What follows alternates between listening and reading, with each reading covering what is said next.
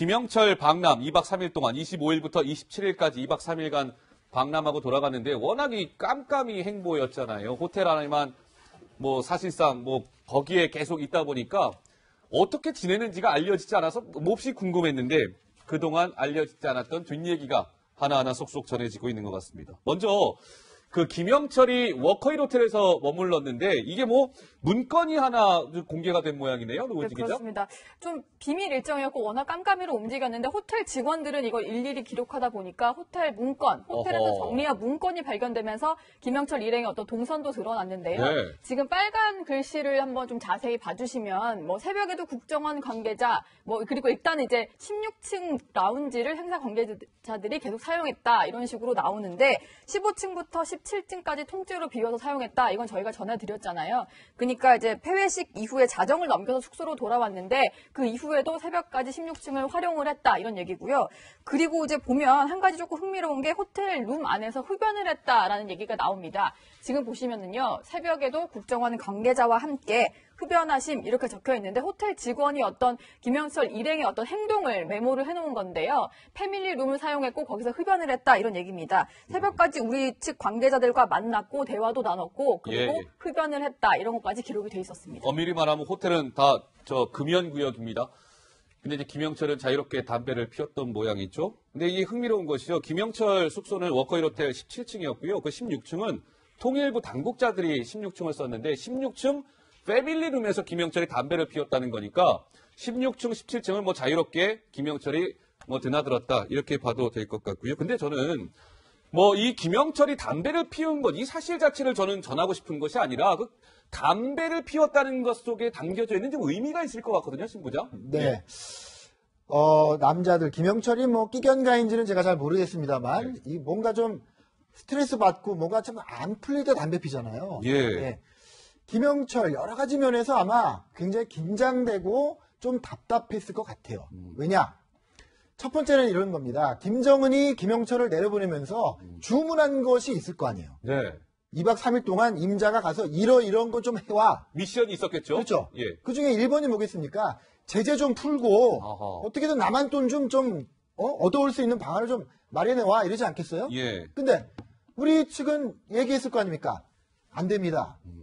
우리는 지금 미국 때문에 제재를 풀 수가 없어요. 라고 얘기했을 거 아니에요. 그러면서 그러니까 비핵화의 진정성을 좀 보이세요. 라고 했을 겁니다.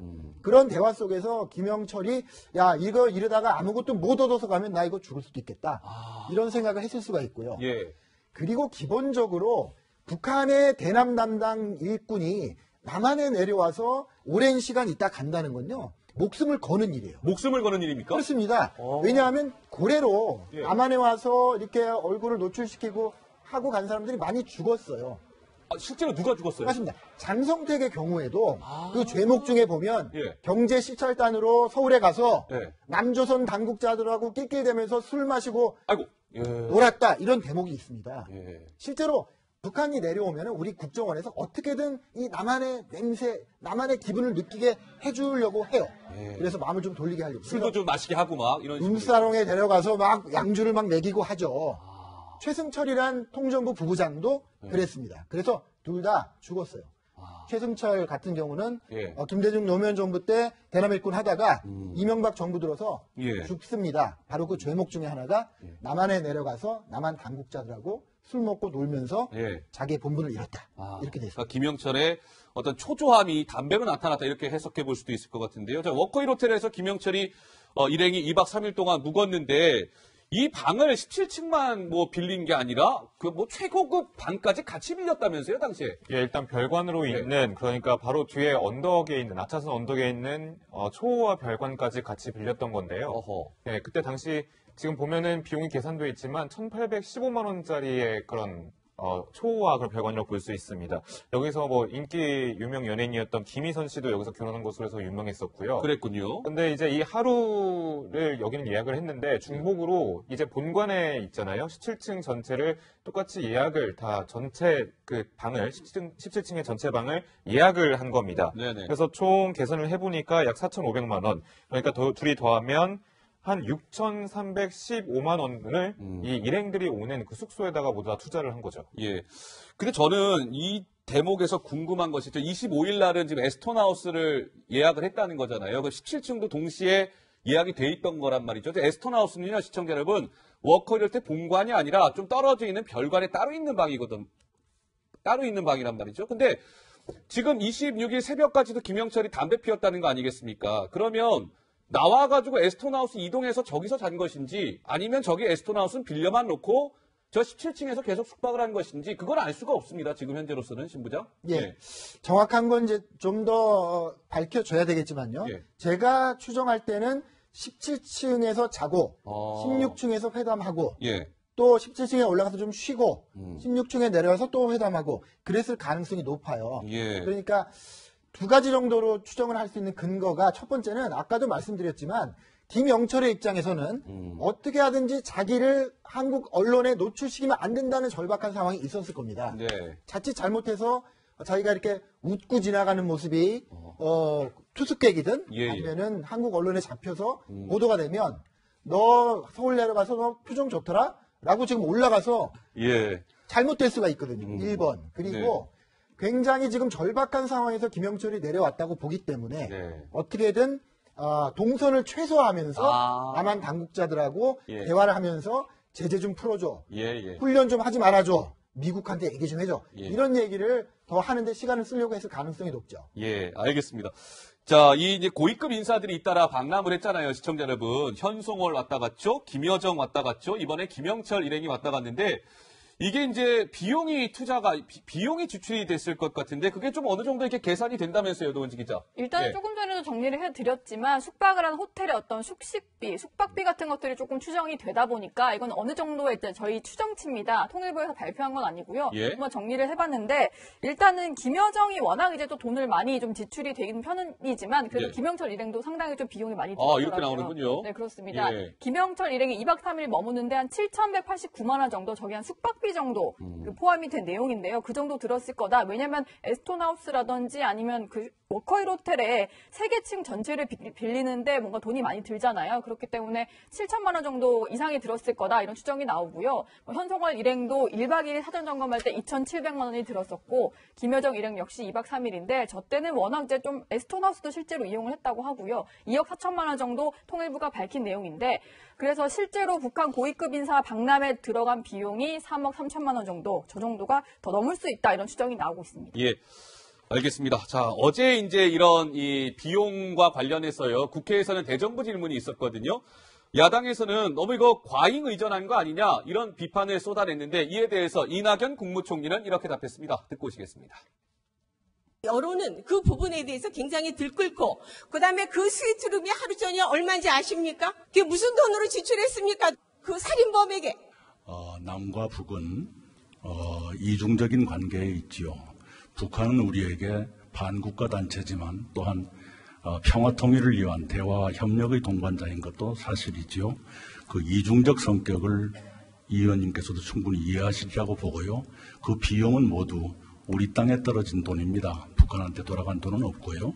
그리고 남북 간에는 정부 대표가 상대 지역을 방문하면 그 안전이라든가 이 예우라든가 하는 그런 관행이 있습니다. 그런 관행에 따른 것입니다. 네, 이낙연 국무총리와 이제 자유한국당 이은재 의원 간의 질의응답을 들었는데요. 근데 이제 사실 돈은 얼마가 들어갔는 게 중요한 건 아닌 것 같습니다. 김영철이 오고 나서 우리는 무언가 성과를 얻을 수 있다면 뭐 수십억을 못 쓰겠습니까? 그런데 이 김영철의 약간 의도가 좀 나온 것 같더라고요. 청와대 관계자가 이렇게 얘기했던데요. 김영철은 뭔가 이번에 결정을 하기 위해서 온 것이 아니라 요구 조건들을 파악하러 온 것이다. 우리가 만약에 북미 대화에 나가면 미국이 우리한테 뭘 해줄 수 있는지 이런 것들을 탐색하기 위해서 온 것 같다라는 게 청와대 관계자 얘기였단 말이죠, 신부장. 어떻게 그렇습니다. 예.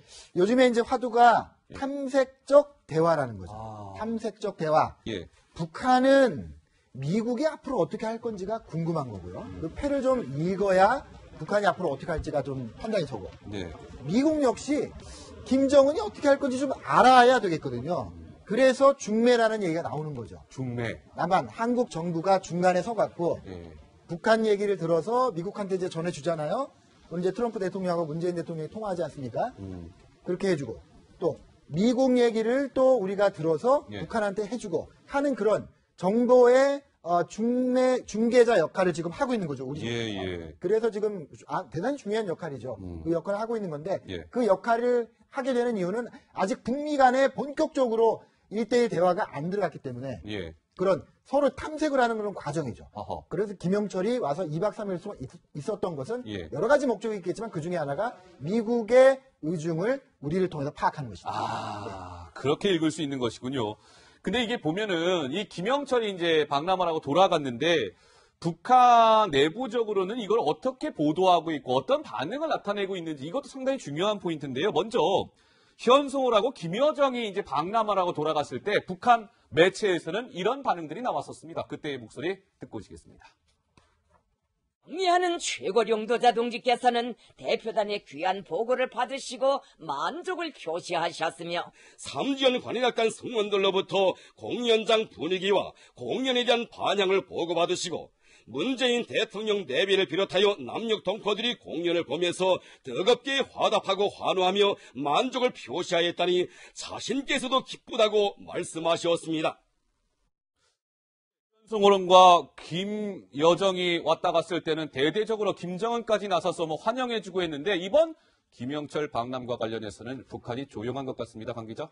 예, 그렇습니다. 뭐 지금 방금 보셨지만 일단 노동신문에 기본적으로 사진이 실리게 되는데 그 사진의 사이즈와 얼마나 글을 실었는지 그 사이즈로 이제 북한이 어느 정도 중점을 둬서 하느냐 혹은 어떤 의도가 있는지를 좀 파악할 수 있잖아요. 예. 근데 이번에 고위급 대표단이 27일 날 평양에 도착을 했는데 지금 보시는 것처럼 사진이 전혀 없고요. 그러네요. 그리고 기사도 사실 몇 줄 안 됩니다. 상당히 작은 면적이라서 사실 뭐 사진이 공개 안 된 거 어떻게 보면 청와대에서도 우리도 이제 전혀 사진이라든지 영상이 없잖아요. 예. 밖에 돌아다닌 그 영상만 있을 뿐이지 회담장 사진이 없는데 어떤 그런 보안을 지키기 위해서 의식적으로 사진을 실지 않은 건지 다양한 가능성을 좀 생각해 볼 수 있는 부분인 것 같습니다. 네, 알겠습니다. 뭐 김영철 박람 결과에 대해서 만족을 못해서 그런 것이다라는 해석도 있고요. 아직 입장 정리가 덜 돼서 북한 매체가 조용한 것이다. 여러 가지 해석이 나오고 있습니다.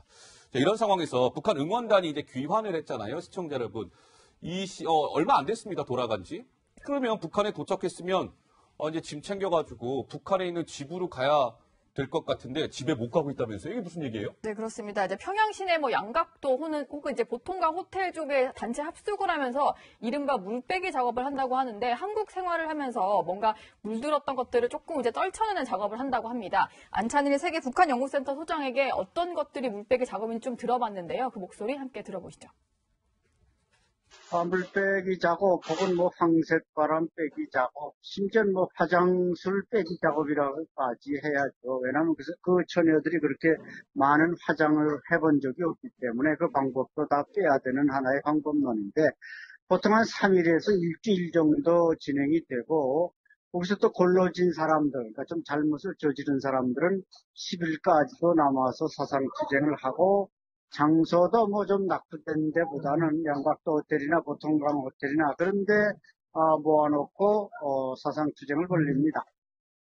응원단이 그러니까 집에 못 가고 호텔에 모여갖고 이른바 이제 남한에 물들었으니까 그런 거를 물빼기 한다라 해서 물빼기인 것 같은데 실제로 저렇게 진행이 되고 있나 보죠, 신부장? 어떻습니까? 그렇습니다. 저거는 이제 보편적인 용어로는 총화라고 합니다. 총화.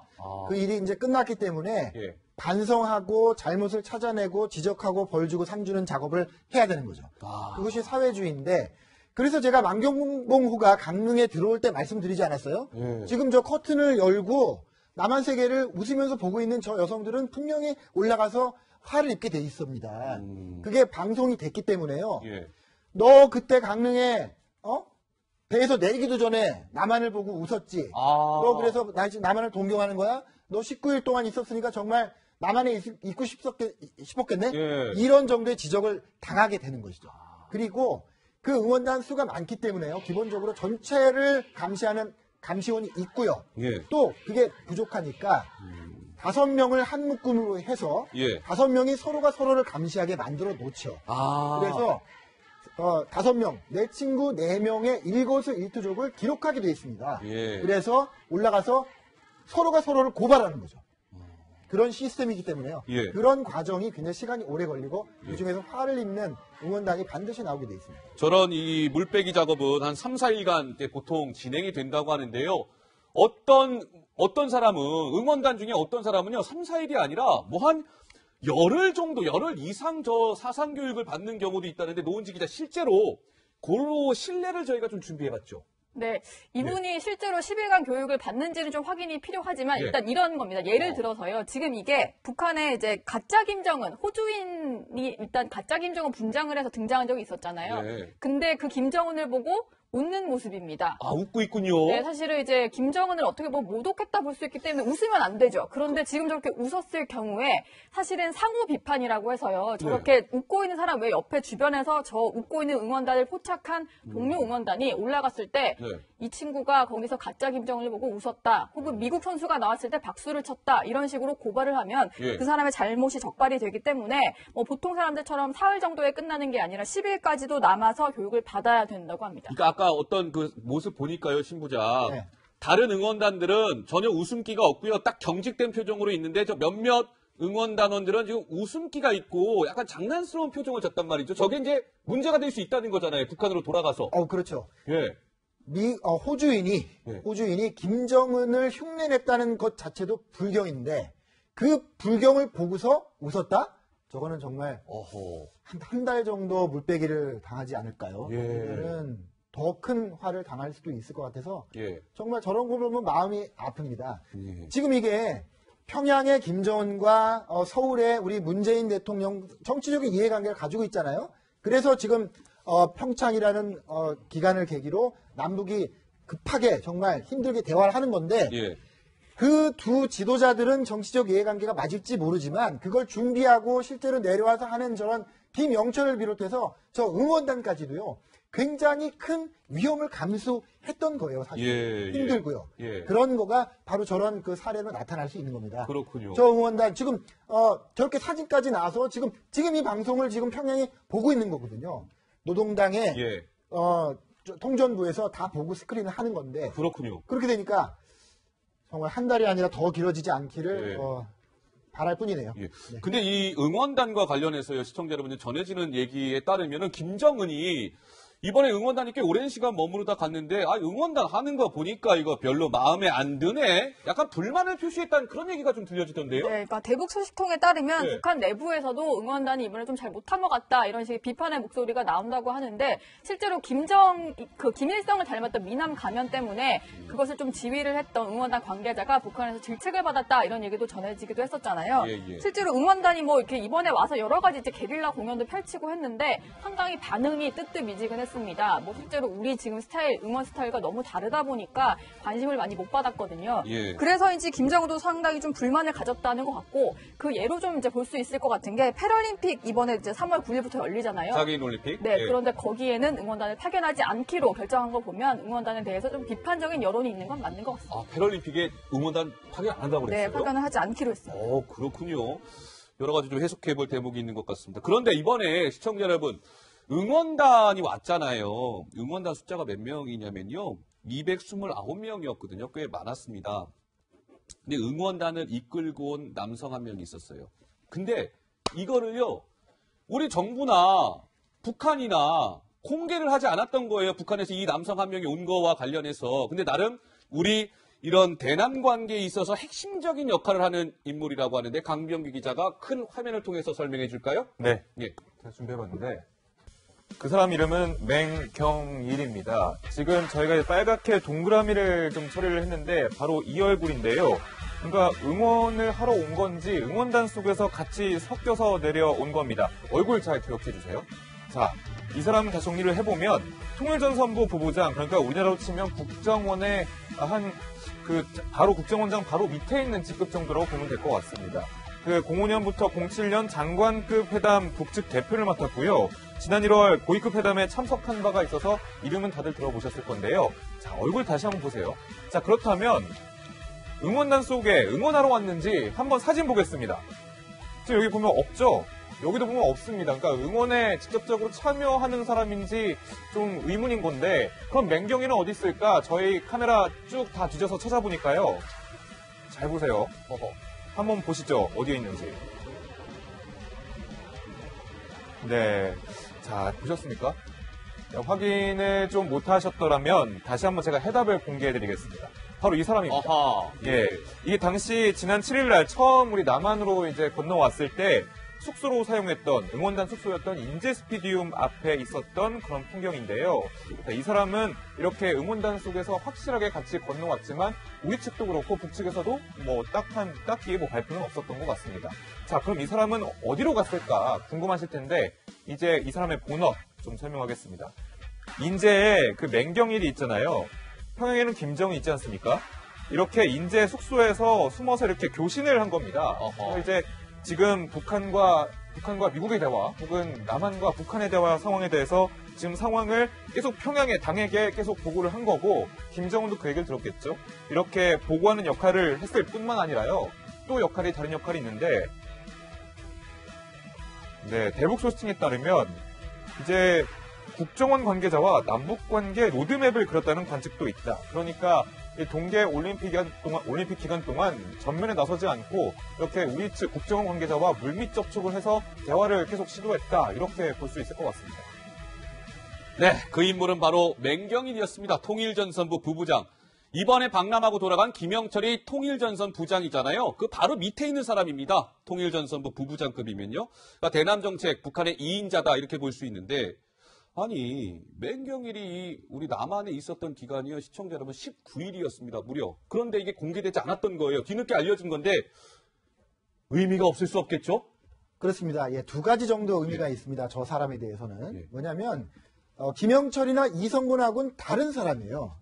제가 늘 불만인 것이 도대체 언제부터 김영철과 이성근이 남북대화에 나섰다고 지금 하느냐. 왜냐하면 그 두 사람은 정치 군인입니다. 정치 군인. 군사회담 대표였을 뿐이에요. 정치 군인이고 군사적인 안목에서 남한을 바라봤던 사람들이고요. 어떻게 하면 남한을 군사적으로 골탕 먹일까.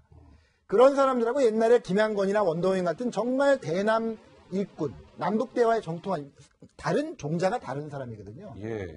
어쨌든 김영철과 이성건이 남북대화를 맡게 됐지만 바로 맹경일 같은 사람은 옛날에 그런 김양건과 원동현과 같이 일했던 정통 대남 일꾼이죠. 정통 대남 일꾼. 네. 그래서 김영철과 이성건과는 다른 그야말로 남북관계 관점에서 살아온 사람이 하나 있었다라는 게 이제 드러난 거고요. 두 번째는 뭐냐면 제가 초장에 이 프로그램에 나와서 말씀드렸습니다. 우리가 마식령 스키장으로 가고 또 응원단이 내려오고 그거는 굉장히 공개적인 이벤트잖아요. 그 이벤트의 이면에는 아래속에는 분명히 남북 간의 긴밀한 그 숨겨진 대화가 있는 거예요. 그래서 분명히 마식령 스키장에 우리가 스키 선수들이 갔을 때도 통일부의 어떤 숨겨진 요원이 가서 이런 역할을 했을 겁니다. 서울에 교신을 하고 보고를 하고 지시를 받고 또 북측 관계자들 만나서 앞으로 어떻게 할 건지 상의하고 그런 것과 같은 역할을 맹경일이 와서 한 거죠. 아니요, 실제로요, 신부장이 평양 몇 번 다녀오셨죠? 평양에 7번 갔었고요. 북한에는 9번 갔죠. 평양만 7번 다녀오셨잖아요. 평양에 좋은 호텔에 하면 고려 호텔 있지 않습니까? 고려 호텔도 실제로요, 이렇게 실제 방이 있고 이렇게 비밀 회담하는 그런 아지트 같은 장소가 따로 있다면서요, 실제로. 야, 그거는 정말 어디도 얘기 안 한 비밀 같은 거예요. 비밀입니까? 고려 호텔 꼭대기에 만장이라고 있습니다. 전체 평양시를 바라보면서 술을 마시는데 그게 돌아가요. 돌아가요? 1시간에 한 바퀴인가 돌아갑니다. 그러면서 남한 사람들이 가서 거기서 맥주도 시켜 먹고 양주도 먹고 하죠. 그런데 그거는 그냥 공개된 이벤트고요. 정말 그 중요한 남측의 그 인솔자라든지 이런 사람들이 회담을 해야 되잖아요. 내일은 어떻게 어디를 보여줄 건가요? 그런 회담은 그 만장이 아니고 만장과 공개된 그 객실 사이에 아무도 모르는 이렇게 비밀 계단으로 내려가면 돼 있는 회담장이 있어요. 실제로 가보셨어요, 신부장도요? 저도 한번 가봤습니다. 거기서 비밀 회담이 이루어지고 그 회담이 끝나면 다시 만장에 올라와서 아무 일도 없었던 것처럼 술을 마시고 뭐 그런 건데 남북 관계라는 것이 그렇습니다. 늘 공개된 것 이면에 숨겨진 것들이 있고요. 그거는 늘 지금은 알 수 없어요. 하지만 역사가 흐르고 시간이 지나면 하나씩 그 비밀이 밝혀지게 되는 거죠. 그렇군요. 알겠습니다. 흥미로운 얘기도 좀 들었습니다.